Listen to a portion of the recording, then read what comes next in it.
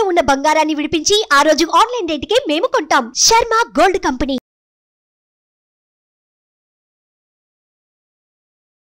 నమస్తే, welcome to Suman TV. నేను మీ యామ్ని. ప్రస్తుతం మనతో ఉన్నారు జ్యోతిష వాస్తు శాస్త్రంలో మొట్టమొదటిసారిగా పట్టా తీసుకున్న తొలి తెలుగు మహిళా పంచాంగకర్త, మహా ఉపాధ్యాయులు డాక్టర్ ఈడ్పుగంటి పద్మజారాణి గారు ఉన్నారు.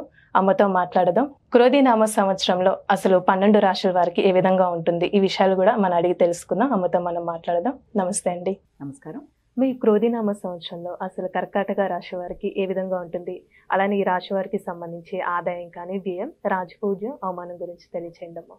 ముందుగా మనం ఈ రాశి ఫలితాలు తెలుసుకునేటప్పుడు కూడా కొన్ని ముఖ్యమైన విషయాలు కూడా ఇక్కడ మనం తెలుసుకోవాలి. మొట్టమొదటిగా ఏంటంటే, ఈ రాశి ఫలితాలు అనేటప్పుడు గ్రహ సంచారం ఎలా ఉంది, ఎందుకంటే ఇది గోచార ఫలితాలు ఇవి కాబట్టి గ్రహ సంచారం ఎలా ఉందన్నది ప్రతి రాశి మనం తెలుసుకుంటాం. రెండోది వచ్చేటప్పటికి ప్రతి వ్యక్తికి జన్మ జాతకం అని ఒకటి ఉంటుంది. అంటే పుట్టినప్పుడు జాతకం వేయిస్తారు. దాన్ని బట్టి వాళ్ళకి ఏ దశలు నడుస్తున్నాయి, అంతర్దశలు నడుస్తున్నాయి, అది ప్రధానంగా సాగుతూ ఉంటుంది. చాలామంది వేసుకునే ఉంటారు. కాబట్టి దాన్ని బట్టి ఏదన్నా అంటే నడిచే దశలు ఏంటి, అంతర్దశలు ఏంటి అన్నవి చూసుకుంటూ పెడతారు. అది మాత్రమే కాకుండా ఈ గోచారాన్ని సంవత్సరం కలిపి చూసుకోవాలి. కానీ కేవలం గోచార ఫలితాలు బట్టే, నామ నక్షత్రాలు బట్టి కానీ, అంటే గోచార ఫలితాలు ఎలా చూసుకుంటారు, చాలామంది వాళ్ళ నక్షత్రం తెలుసో లేకపోతే నామ నక్షత్రం ప్రకారమో రాశి ఫలితాలు తెలుసుకుందాం అని అనుకుంటారు. ఆ తెలుసుకునే ముందు వాళ్ళ అసలైన జాతకాన్ని కూడా కలిపి చూసుకున్నప్పుడు ఫలితాలు బాగుంటాయి. ఎందుకంటే ఇది కామన్గా చెప్పేది కదా. అలా కాకుండా కేవలం ఈ గోచార రీత్యా ఫలితాలను మాత్రమే చూసుకొని ప్రధానమైన నడిచే దశ అంతర్దశలని చూసుకోకపోతే కరెక్ట్ కాదు. ఎందుకంటే అది చూసుకున్నప్పుడు ఆ నడిచే దశలు అంతర్దశలు బాగుండి అన్ని రకాలుగా బాగున్నప్పుడు ఇందులో ఏదైనా చిన్నపాటి అశుభ ఫలాలు ఉన్నప్పటికీ కూడా దీన్ని ఓవర్కమ్ చేసేయచ్చు. చిన్న పరిహారాలు చెప్తాం కాబట్టి. అంతేగాని ప్రధానమైనది చూసుకోకుండా దీంట్లో ఉన్నవి చూసి కంగారు పడి, అంటే అమ్మ మాకు ఏలినాటిసనో లేకపోతే అష్టంశనో అలా కంగారు పడవలసిన అవసరం లేదు. ఎందుకంటే ఈ గోచార రీత్యా ఫలితాల బట్టి మనం చేసే పరిహారాలు శ్లోకాల రూపంలోనో ఏదో చిన్నవి చేసుకోగలం. ప్రధానమైన జాతకంలో ఏ రకమైన సమస్య లేనప్పుడు దీని గురించి అంతగా చింతించక్కర్లా, ఏ రాశి వాళ్ళకైనా అన్నది కూడా ప్రధానంగా అందరూ గుర్తుపెట్టుకోవాలి. అంటే ఇదే కాదు, ప్రధానం వాళ్ళ జాతక చక్రాన్ని కూడా కలిపి చూసుకోవాలి. అప్పుడే దాని యొక్క ఫలితాలను మనం అన్వయించుకోవాలి అన్నది కూడా ఒకటి గుర్తుపెట్టుకోవాలి. ఈ సంవత్సరం వీళ్ళ యొక్క ఆదాయ వ్యయాలు 14,2,6,6. అంటే ఇక్కడ కనుక మనం చూసినట్లయితే ఆదాయం బాగుంది, ఆదాయం కన్నా ఏమీ తక్కువ ఉంది. అలాగే రాజపూజ్య అవమానాలు సమానంగా ఉన్నాయి.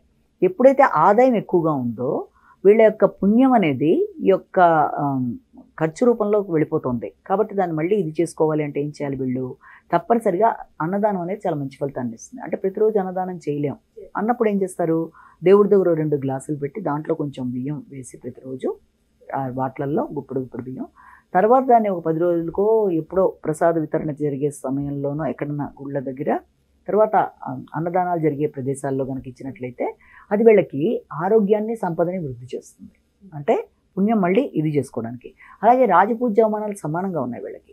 ఎప్పుడైతే సమానంగా ఉన్నాయో ఈ యొక్క పుణ్యం రూపంలో ఈ గౌరవం తగ్గిపోతుంది. కాబట్టి వీళ్ళంతవరకు ఎదుటి వ్యక్తుల్లో దైవాన్ని సందర్శిస్తూ ముందుకు వెళ్ళినట్లయితే తప్పనిసరిగా పుణ్యాన్ని మళ్ళీ వీళ్ళు సంపాదించుకోగలిగే అవకాశాలు అనేవి ఆర్థికంగా, ఆరోగ్యపరంగా ప్రయోజనాలు అనేవి వీళ్ళకి సిద్ధిస్తాయి.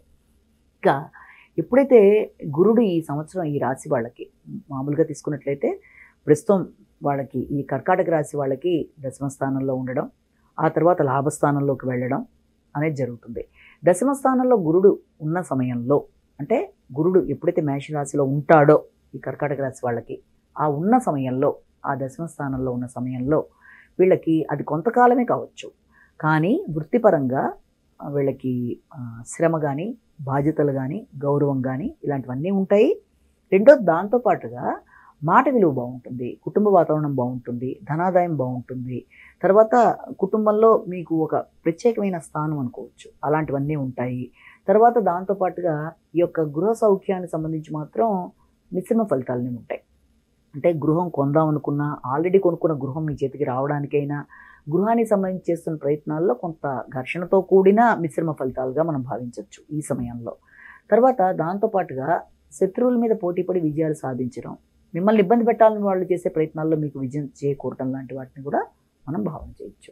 తర్వాత లాభస్థానంలోకి గురువు రావడం జరుగుతుంది. ఈ లాభస్థానంలోకి వచ్చి సంవత్సరం అంతా అందులో ఉన్న సమయంలో వృషభ రాశిలోకి రావడం, అది శత్రుక్షేత్రం కావడం, లాభస్థానం కావడం వల్ల దానివల్ల ఏం జరుగుతుంది అంటే శత్రువులతో పోటీ పడి మీరు విజయాలు వీళ్ళు సాధించినప్పటికీ కూడా సాధిస్తారు ఖచ్చితంగా, కానీ చెప్పుకోదగినంత ప్రయోజనకారిగా అంటే శ్రమకి తగిన ప్రతిఫలం ఉంటుంది. ఖచ్చితంగా శత్రువుల మీద పోటీ పడి విజయాలు సాధించడం అనేది చేస్తారు, కానీ సాహసించిన స్థాయిలో వీళ్ళకి శ్రమకు తగిన ఫలితం అనేది ఉండదు. అలాగే జన సహకారం అనే విషయంలో కూడా ఆశించిన స్థాయిలో ఉండదు, కొంత తగ్గడం, ప్రయాణాలు అనేవి చేయడంలో కొంత ఇబ్బందులు లాంటివి, వ్యక్తుల సహకారం తగ్గడం, దానివల్ల కొంచెం ప్రశాంతత అనేది కూడా వీళ్ళకి తగ్గుదల రూపంలో ఉంటుంది. సంతాన విషయంలో కూడా అధిక వ్యయాలు, వాళ్ళకి సంబంధించిన విషయాల్లో ఎక్కువ ఆలోచనలు, ఇలాంటివన్నీ వాళ్ళకు ఉంటాయి. ఉపాసనా బలం కూడా బాగుంటుంది, కానీ ఏదో ఘర్షణ, ఏదో చికాకుతో మనసు ప్రశాంతత అనేది మాత్రం కొద్దిగా తక్కువగానే భావించవచ్చు. ఇక దాంతోపాటుగా ఏంటంటే సామాజిక అనుబంధాల విషయం వచ్చేటప్పటికి మాత్రం వీళ్ళకి ఎప్పుడైతే ఈ యొక్క గురుడి దృష్టి ఈ రాశి వాళ్ళకి ఈ సప్తమ స్థానాన్ని మీద, అది కూడా నీచదైన సప్తమ స్థానాన్ని చూడడం జరుగుతుందో, సాంఘిక సంబంధాల్లో లేకపోతే జీవిత భాగస్వామి దగ్గర ఎక్కడైనా సరే మీ స్వార్థంతో వల్ల, వీళ్ళ స్వార్థం వల్ల కొంత ఆ రకమైన గౌరవాన్ని తగ్గించుకునే పరిస్థితులు ఏర్పడతాయి. అంటే ఆ రకమైన భావనలు వస్తాయి, అవతల వాళ్ళకి అది స్వార్థంలాగా అభిప్రాయం కలిగేట్టుగా ఉంటాయి వీళ్ళ యొక్క ఆలోచనలు. దానివల్ల ఆ రకమైన భావనలు కలిగే అవకాశం ఉంది, ఇతరులకు గౌరవం తగ్గే అవకాశం ఉంది వీళ్ళ మీద. ఆ విషయంలో జాగ్రత్తలు తీసుకోవాలి. ఇక ముఖ్యంగా ఈ కర్కాటక రాశి వాళ్ళ విషయం తీసుకుంటే వీళ్ళకి అష్టమ శని నడుస్తుంది. అష్టమ శని ఎప్పుడైతే నడుస్తుందో వీళ్ళ విషయంలో ఆరోగ్య విషయంలో శ్రద్ధ అవసరం. అంటే అది స్వక్షేత్రమే కావచ్చు శనికి, కానీ దానివల్ల మాత్రం ఖర్చులు ఎక్కువగా ఉంటాయి, కొంత ఆందోళన, కొద్దిగా చిరాకులు, తర్వాత ఖర్చులతో పాటు ఈ యొక్క ఆరోగ్య విషయంలో ప్రత్యేకమైన శ్రద్ధ తీసుకోవాలి. అది కూడా వీళ్ళకి ఏంటంటే ప్రశాంతత తక్కువగా ఉంటుంది, వృత్తి విషయంలో కూడా ఘర్షణాత్మకంగానే ఉంటుంది, వృత్తిపరంగా చాలా కష్టం మీద ఆ పనులు పూర్తి చేయడం మొత్తానికి అలాంటివన్నీ జరుగుతూ ఉంటాయి, కొత్త బాధ్యతలు ఉంటాయి, శ్రమ అధికంగా ఉంటుంది. ఇక దాంట్లో కూడా రావాల్సినంత గుర్తింపు నాకు రావటం లేదు, మిగిలిన వాళ్ళకి ఇలా ఉందనే తెలియని బాధ అనేది వీళ్ళకి కొంత ఉంటుంది.